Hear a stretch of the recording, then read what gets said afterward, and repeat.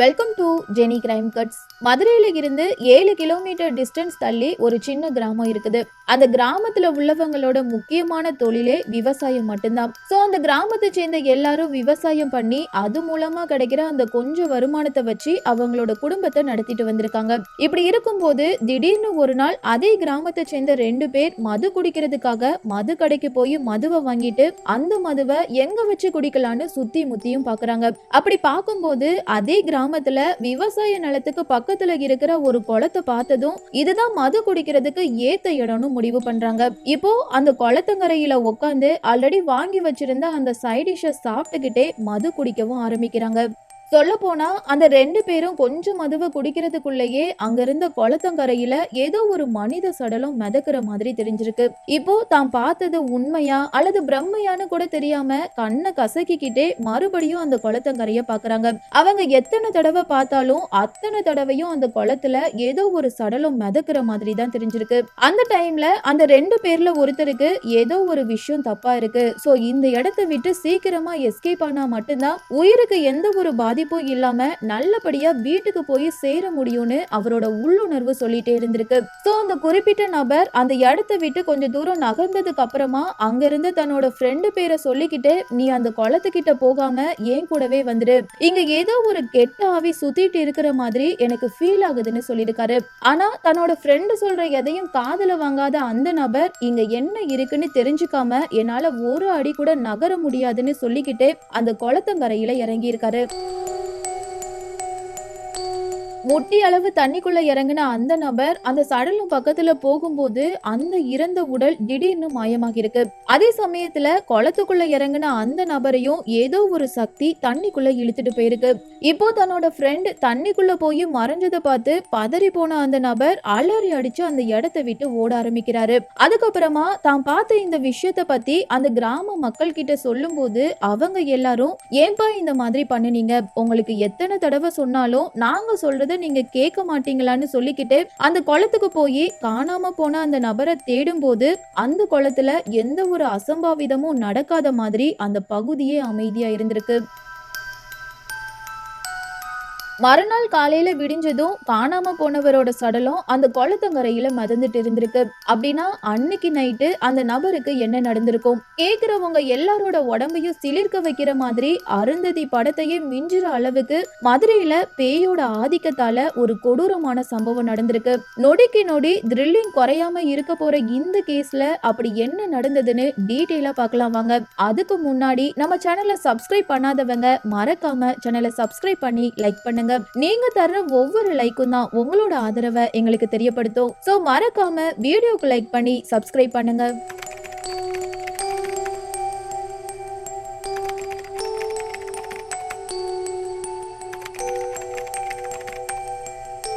கிருஷ்ண பிள்ளை அப்படிங்கிறவரு மதுரையில இருந்து 7 கிலோமீட்டர் டிஸ்டன்ஸ் தள்ளி இருக்கிற ஒரு கிராமத்துல வாழ்ந்துட்டு வந்திருக்காரு. அந்த நபரை பத்தி சொல்லணும்னா இவரு பெண்கள் விஷயத்துல கொஞ்சம் வீக்கா இருந்திருக்காரு. சோ அந்த நபர் தன்னோட கிராமம் உட்பட பக்கத்து கிராமம் இப்படின்னு அங்க இருக்கிற மேரேஜ் ஆகாத சில கன்னி பெண்களை குறி வச்சு அவங்க சம்மதத்தோட லைஃப ஜாலியா என்ஜாய் பண்ணிட்டு இருந்திருக்காரு. இப்படி இருக்கும் போதுதான் கிருஷ்ண பிள்ளையோட அண்ணனுக்கு மேரேஜ் ஆனனால அவங்க வீட்டுக்கு புதுசா ஒரு உறவு வந்திருக்கு. ஆல்ரெடி பல பெண்களை தன்னோட உடல் கட்டமைப்பால கவர்ந்தெழுத்த கிருஷ்ண பிள்ளை தன்னோட அண்ணியையும் அவனோட காதல் வலையில சிக்க வைக்க ட்ரை பண்ணிருக்கான். கடைசியில அவ ஆசைப்பட்ட மாதிரியே அம்மா ஸ்தானத்துல இருக்கிற தன்னோட அண்ணி கூடவும் தப்பான உறவுல இருந்திருக்கான். இவங்களோட இந்த கள்ள உறவு யாருக்கும் தெரியாம பல மாசமா கண்டினியூ ஆகிட்டு இருக்கிற இந்த விஷயம் திடீர்னு ஒரு நாள் கிருஷ்ண பிள்ளையோட அண்ணனுக்கு தெரிய வந்திருக்கு. சோ அந்த நபர் தன்னோட மனைவிய கண்டிச்சது மட்டும் இல்லாம தன்னோட தம்பியவும் கூப்பிட்டு கண்டிச்சிருக்காரு. ஆனா யார் சொல்றதையும் காதுல வாங்காம தான் செய்யறது மட்டும்தான் சரின்னு சொல்லிக்கிட்டு கிருஷ்ண பிள்ளை அவர் இஷ்டத்துக்கு சுத்திட்டு இருந்திருக்காரு. தான் தம்பி தான் சொல்ற எதையும் கேட்க மாட்டேங்கிறான். பெண்கள் விஷயத்துல மோசமா நடந்துக்கிற அவனை கொலை பண்ணினா மட்டும்தான் தனக்கு இருக்கிற பெரிய தலைவலி குறையும்னு நினைச்சிருக்காரு. சோ இந்த கொலைய யார வச்சு பண்றதுன்னு பயங்கரமா யோசிச்சு கடைசியில கிருஷ்ண பிள்ளைய பிடிக்காம அந்த கிராமத்துல சுத்திட்டு இருக்கிற ஒரு சிலரை தன்னோட தம்பிக்கு எதிரா திரட்டி மது பார்ட்டின்னு பொய் சொல்லி அந்த கிராமத்துல இருக்கிற குளத்தங்கரைக்கு வர வச்சிருக்காங்க. தனக்கு இனிமே நடக்க போற அந்த ஆபத்து என்னன்னு தெரியாம ஓசில கிடைச்ச எல்லா மதுவையும் குடிச்சிட்டு புல் போதையில தள்ளாடிட்டு இருந்த அந்த நபரை கிருஷ்ண பிள்ளையோட அண்ணனும் அங்க இருந்த ஒரு சிலரும் சேர்ந்து கத்தியால தாக்கி கொலை பண்றாங்க. அதுக்கப்புறமா அந்த இறந்த சடலத்தை ஆத்திரம் தீர்ற வர பல வெட்டி அந்த குளத்துக்குள்ள எரிஞ்சதுக்கு அப்புறம் வந்த வேலை நல்லபடியா முடிஞ்சதுன்னு சொல்லிக்கிட்டே அவரவர் வீட்டுக்கும் கிளம்பியிருக்காங்க. மறுநாள் காலையில அந்த குளத்துல இருந்து கை கால் உடம்பு இப்படின்னு பல உடல் பாகங்கள் மதந்துட்டு இருந்ததை பார்த்து அந்த கிராம மக்கள் ஒரு நிமிஷம் அதிர்ச்சியில உறைஞ்சு போனாலும் மறுபக்கம் இறந்து போனது கிருஷ்ண பிள்ளைன்னு தெரிஞ்சதும் அவங்களோட அதிர்ச்சி கலந்து அந்த முகத்துல இருந்து சிரிப்பு வர ஆரம்பிச்சிருக்கு. இவன் உயிரோட இருந்து எதை சாதிக்க போறான், இவன் இறந்து போனனால இந்த கிராமத்துல இருக்கிற மேரேஜ் ஆகாத பெண்கள் ஒழுக்கமாவது வாழுவாங்கன்னு நினைச்சிருக்காங்க. சோ இந்த கொலைய கிருஷ்ண பிள்ளையோட அண்ணன் தான் பண்ணினாங்கன்னு தெரிஞ்சும் அதை யார்கிட்டையும் சொல்லாம அந்த இறந்த உடல்களை கலெக்ட் பண்ணி புதைக்கவும் செஞ்சிருக்காங்க.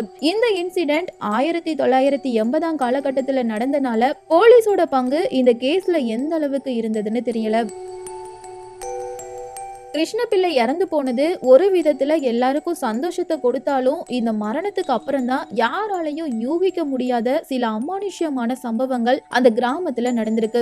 அதாவது அந்த நபர் இறந்து போன 2 வாரம் கழிச்சு பொழுது இருட்டுன அந்த நேரத்துல அதே கிராமத்தை சேர்ந்த ஒரு நபர் பீடி பிடிச்சுக்கிட்டே அந்த குளத்தங்கரை வழியா போயிருக்காரு. அந்த டைம்ல அந்த நபரோட பேரை சொல்லி கூப்பிட்ட மாதிரி ஏதோ ஒரு விசித்திரமான சத்தம் கேட்டிருக்கு. தன்னை சுத்தி ஆளே இல்லாம இருக்கும்போது யார் தன்னை கூப்பிடுறாங்கன்னு தெரியாம பயந்து போன அந்த நபர் இது இறந்து போன கிருஷ்ண பிள்ளையோட குரல் மாதிரி இருக்குன்னு சுதாரிக்கிறதுக்குள்ள அந்த நபரோட பின்னன் தலையில யாரோ அடிச்ச மாதிரி இருந்திருக்கு. இதை தொடர்ந்து அவரோட முதுகலையும் ஏதோ ஒரு கெட்ட சக்தி பலமா அடிச்சு கீழே தள்ளி விட்டுருக்கு. விடுகிற வர உடம்புல எந்த ஒரு அசைவும் இல்லாம அந்த குளத்தங்கரையில படுத்துட்டு இருந்த அந்த நபரை அந்த வழியா போன ஒரு சிலர் மீட்டு பக்கத்துல இருக்கிற ஆரம்ப சுகாதார நிலையத்துல அட்மிட் பண்ணி ட்ரீட்மெண்ட் கொடுத்திருக்காங்க. கிட்டத்தட்ட 3 நாளா எந்திரிக்க கூட முடியாம படுத்த படுக்கையில இருந்த அந்த நபர் 3 நாளைக்கு அப்புறம் வாயில இருந்து ரத்தம் வந்து பரிதாபமா இறந்து போயிருக்காரு. ஆனா அந்த நபர் இறக்குறதுக்கு முன்னாடி இறந்து போன கிருஷ்ண பிள்ளை தான் தன்னை கூப்பிட்டான் அப்படின்னும் அந்த நபரால தான் நான் இந்த நிலைமைக்கு ஆளாகிருக்கேன், அவனோட ஆவி இன்னும் அந்த குளத்துக்குள்ளதான் சுத்திட்டு இருக்குன்னு சொல்லியிருக்காரு. இந்த மரணத்துக்கு அப்புறம் அந்த கிராம மக்கள் எல்லாரும் காலையில அந்த குளம் வழியா போனாலும் பொழுது இருட்டுனதுக்கு அப்புறம் அந்த ஆவிக்கு பயந்து அந்த சைடு எட்டி கூட பார்க்காம வீட்டுக்குள்ளேயே அடைஞ்சு கடந்திருக்காங்க. நம்மள பல பேருக்கு பேய் பயம் இருக்கும். ஆனா ஒரு சிலர் மட்டும்தான் பேயாவது பிசாசாவது நான் தான் தைரியமான ஆளாச்சேன்னு சொல்லிக்கிட்டே போகாதன்னு சொல்ற அந்த குறிப்பிட்ட இடத்துக்கு வேணும்னே போய் அதிக பிரசங்கித்தனம் பண்ணுவாங்க. அதே மாதிரிதான் இந்த சம்பவம் நடந்த 2 வாரம் கழிச்சு ஃப்ரெண்ட்ஸ் 2 பேர் சேர்ந்து கிருஷ்ண பிள்ளையோட ஆவியா நம்மளான்னு ஒரு கை பாத்திரணும்னு பேசிக்கிட்டே மது பாட்டில வாங்கிட்டு சாயங்காலம் 6:30 மணிக்கு மேல அந்த குளத்தங்கரையில உட்காந்து மது குடிச்சிருக்காங்க. அந்த டைம்ல தான் நான் இன்ட்ரோல சொன்ன எல்லா விஷயமும் நடந்து முடிஞ்சிருக்கு. இப்போ கிருஷ்ண பிள்ளை இறந்து போன 2 மாசத்துக்குள்ளேயே 2 உயிர்கள் துணை பலியாகி இருக்கு. சோ அந்த குளம் வழியா விவசாயம் பண்ண போற ஒரு சிலர் பேய்க்கு பயந்து விவசாய தொழிலை கைவிட்டுட்டு அந்த ஏரியால இருக்கிற ஒரு கம்பெனிக்கு போய் கூலி வேலை பார்க்க ஆரம்பிச்சிருக்காங்க. ஆனா குளம் வழியா யாரும் போகாதனால அந்த கிராமத்துல எந்த ஒரு உயிர் பலியும் ஏற்படாம இருந்திருக்கு.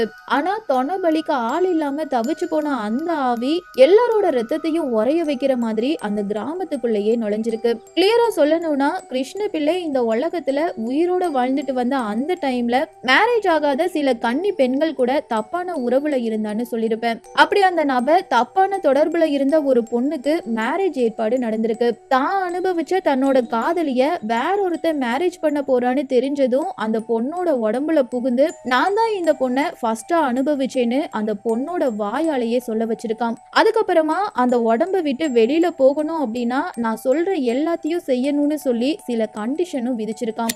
அதாவது தனக்கு தேவையான பீடி, மது பாட்டில், ஆட்டுக்கறி, கோழிக்கறி இப்படின்னு ஏகப்பட்ட ஐட்டங்களை வாங்கி வாய்க்கு ருசியா சாப்பிட்டதுக்கு அப்புறம் அந்த பொண்ணோட உடம்ப விட்டு வெளியில போயிருக்கான்.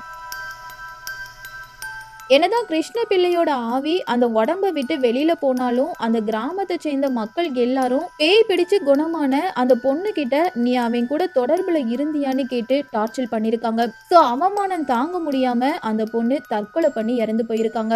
இப்படி அந்த பொண்ணுக்கு பேய் பிடிச்சனால ஆல்ரெடி கிருஷ்ண பிள்ளை கூட தொடர்புல இருந்த மத்த 2 கன்னி பொண்ணுங்களும் இவனால தன்னோட வாழ்க்கையும் பாலா போயிடக்கூடாதுன்னு நினைச்சு அந்த கிராமத்தை காலி பண்ணிட்டு சொல்லாம கொள்ளாம வேற ஊருக்கு போய் குடும்பத்தோட செட்டில் ஆகியிருக்காங்க. இதுக்கப்புறமாச்சும் கிருஷ்ண பிள்ளையோட ஆட்டம் அடங்குச்சான்னு கேட்டீங்கன்னா அதுதான் கிடையாது.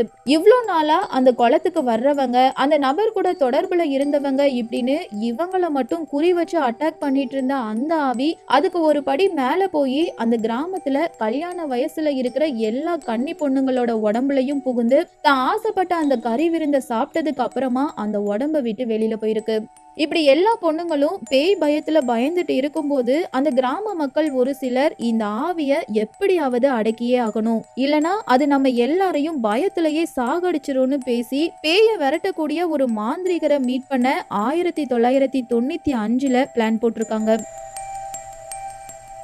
இதுல குறிப்பிடக்கூடிய விஷயம் என்னன்னா, யாரெல்லாம் அந்த ஆவிய விரட்ட நினைச்சாங்களோ அவங்கள சில பேர் அடுத்த ஒரு வாரத்திலேயே விபத்துனாலேயோ அல்லது நோய்வாய்ப்பட்டோ அல்லது வேற காரணத்தாலேயோ திடீர்னு இறந்து போயிருக்காங்க.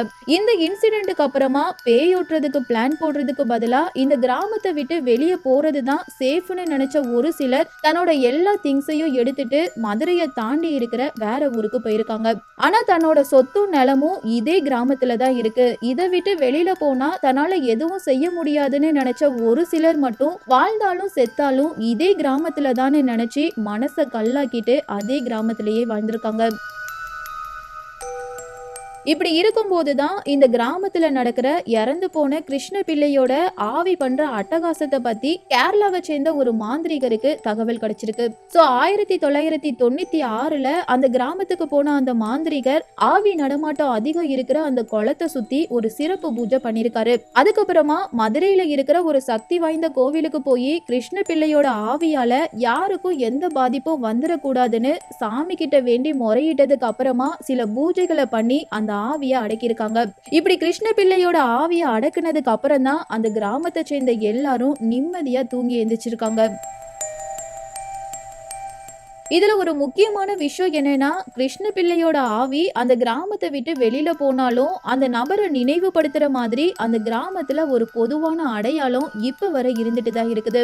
அது என்ன அப்படின்னா, கிருஷ்ண பிள்ளை மேரேஜ் ஆக போற அந்த பொண்ணுங்களோட உடம்புல புகுந்து அந்த உடம்ப விட்டு வெளியில போறதுக்கு கறி விருந்து சாப்பிட்டது மட்டும் இல்லாம இந்த பொண்ணுங்களுக்கு மேரேஜ் ஆகி அவங்க புகுந்த வீட்டுக்கு போனாலும் அவங்களுக்கு ஆண் குழந்தை பிறந்தது அப்படின்னா அந்த குழந்தைக்கு தன்னோட பேரை தான் வைக்கணும், அப்படி அவங்க என்னோட பேரை மட்டும் வைக்கலனா அந்த குடும்பத்தையே சின்ன பின்ன வாக்கிடுவேன்னு மிரட்டவும் செஞ்சிருக்கு. அந்த ஆவிக்கு பயந்தே நிறைய பேரு இறந்து போனதுக்கு அப்புறமும் எல்லாரையும் படாத பாடு படுத்திட்டு இருக்கிற அவனோட பேரையே அவங்களோட குழந்தைக்கு பேரா வச்சிருக்காங்க.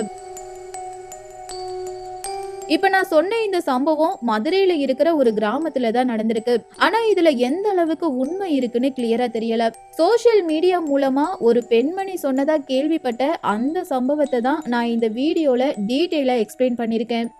இதே மாதிரி உங்களோட வாழ்க்கையில பேய பார்த்து பயந்து போன அந்த அனுபவத்தையும் உங்க ஏரியால அல்லது வேற ஏரியால உள்ள ஒரு பகுதியில பேயோட நடமாட்டத்தை பத்தி உங்களுக்கு ஏதாவது டீட்டெயில் தெரிஞ்சிருந்தா அந்த தகவலை ஸ்கிரீன்ல தெரிகிற இந்த மெயில் ஐடிக்கு ஷேர் பண்ணுங்க.